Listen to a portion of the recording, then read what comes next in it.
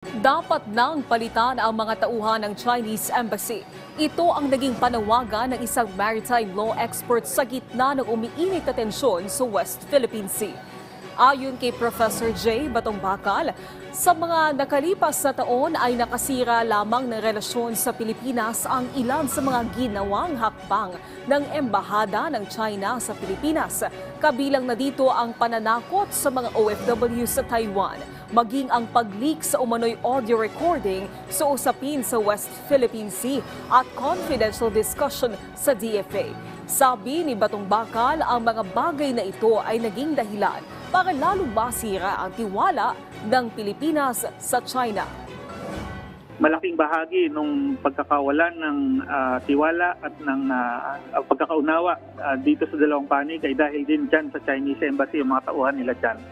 So dapat silang palitan na at the very least, no? And that is being, kumbaga, that is a diplomatic way already, no? Hindi naman natin hinihingi yung kanilang daliri, hindi naman natin hinihingi natin na parusahan sila, ang hinihingi natin ipalit sila ng mas matinong kausap.